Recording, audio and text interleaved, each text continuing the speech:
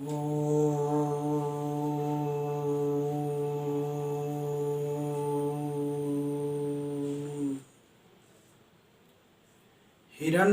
पात्रेण सत्यस्यापेतं मुखं तत्त्वं पूषन् पावृणु सत्यधर्माय दृष्टये। हे पोषण करने वाले प्रभु, सत्य धर्म की उपासना करने वाले इस उपासक को दर्शन देने के लिए अपना आवरण दूर कीजिए। सनातनी बंधुओं, आप सबों का बहुत बहुत स्वागत है। आज हम लोग मांस भक्षण के संबंध में सनातन धर्म में क्या व्यवस्था दी गई है, उस संबंध में जागृत होंगे। आम धारणा तो यह है कि सनातन धर्मावलंबी शाकाहारी होते हैं, किंतु जैसा कि कहा गया है, सनातन धर्म अत्यंत ही व्यवहारिक, वैज्ञानिक एवं संतुलित धर्म है। सनातन धर्म में अहिंसा को धर्म का मूल बताया गया है। इस श्लोक से स्पष्ट है, धर्म मूलम अहिंसा च मनसातां च चिंतयेत् कर्मणा च यथा वाचा तत् एतां समाचरेत्। धर्म के मूल में अहिंसा है, ऐसा मनन करते हुए मन और कर्म से अहिंसा का आचरण करना चाहिए। तो यह स्पष्ट है कि सनातन धर्म में और भी बहुत से श्लोक हैं अहिंसा पर। अहिंसा को धर्म का मूल बताया गया है, धर्म का एक तत्व भी बताया गया है। किंतु जब मांस भक्षण की बात आती है तो हमारे ऋषि मुनियों ने बहुत ही संतुलित दृष्टिकोण दिया है। उन्होंने अहिंसा पर इतना भी जोर नहीं दिया कि वो अव्यावहारिक हो जाए, और हिंसा पर भी इतना जोर नहीं दिया कि वह अव्यावहारिक हो जाए। आइए देखते हैं कि उन्होंने मांस भक्षण के संबंध में क्या कहा है। यो हिंसकानि भूतानि हिनस्त्यात्म सुखेच्छया स जीवंश्च मृतश्चैव न क्वचित सुख मेधते। जो पुरुष अपने हित के लिए अहिंसक प्राणी को मारता है, वह जीवन में या मरने पर कभी भी सुख नहीं पाता है। इसी तरह का और भी श्लोक है, न कृत्वा प्राणिनां हिंसां मांसमुत्पद्यते क्वचित् न च प्राणिवध स्वर्गसत् अस्मांसं विवर्जयेत्।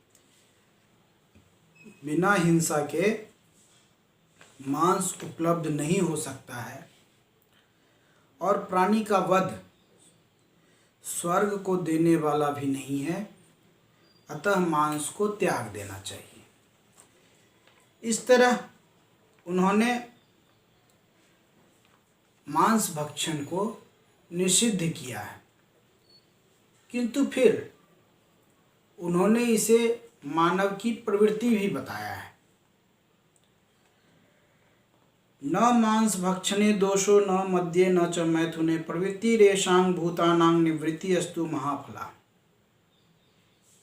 यह श्लोक है कि न तो मांस भक्षण में कोई दोष है, न मद्यपान में कोई दोष है, न तो मैथुन में कोई दोष है, क्योंकि यह मानव की प्रवृत्ति है।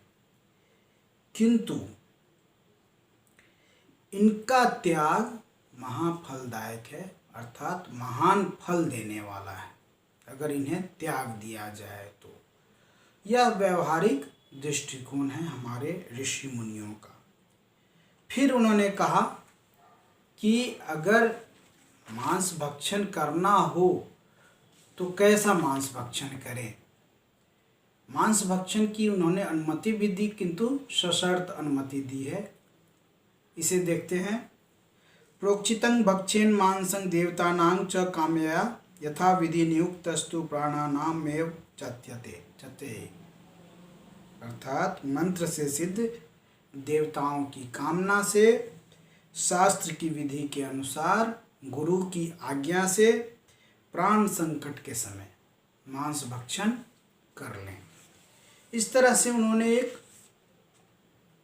अनुमति दी है, लेकिन कुछ शर्तों के साथ।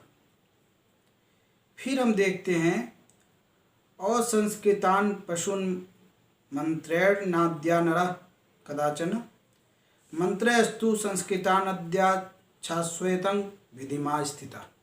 अर्थात नर को चाहिए कि वह बिना मंत्र से शुद्ध किए हुए पशु को ना खाए, बल्कि संस्कृत मंत्र से सिद्ध पशु को खाए। इसी तरह का एक और श्लोक है, सूत्र है, प्रोक्षितं मांसं भुंजिता। अर्थात मंत्र द्वारा सुसंस्कृत मांस खाना चाहिए। तो एक शर्त दी गई कि जो मांस मंत्र से शुद्ध किया गया हो उसे खाएं।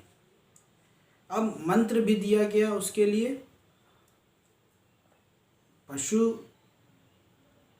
बलि जो वध किया जाता है उस समय के लिए मंत्र भी प्रस्तुत किया गया है। पशुस्त्वं बलिरूपेण मम भाग्यादुपस्थितः प्रणमामि तथा सर्वरूपिणं बलिरूपिणम्। पशु, तू मेरे भाग्य से बलि रूप में प्राप्त हुआ है। सर्व रूप व बलि रूप तुम्हें मैं प्रणाम करता हूँ। दूसरा मंत्र है, यज्ञाय बलया सृष्टा स्वमेव स्वयंभुवा अतस्त्वां घात्याम्यद्य तस्माद्यज्ञे वधो वधा। ब्रह्मा ने यज्ञ के बलि रूप स्वयं पशु की रचना की है, इसलिए मैं आज तुम्हारा वध करता हूँ, जिससे यज्ञ में मारना न मारने के समान है। इस तरह सनातन धर्म में मांस भक्षण को निषिद्ध करते हुए पहले तो मना किया गया, किंतु फिर इसे मानव की प्रवृत्ति मानते हुए कुछ शर्तों के साथ मांस खाने की अनुमति दी गई। अतः मांस भक्षण न करें। यदि मांस भक्षण करना हो तो वैसा मांस भक्षण करें जो पशु को जिसमें जो वध किया गया हो, उस वध करते समय ब्रह्मा के नाम से जो मंत्र है उस मंत्र का पाठ किया गया हो, ताकि मांस भक्षण में हत्या का दोष न लगे। आप सबों को बहुत बहुत धन्यवाद।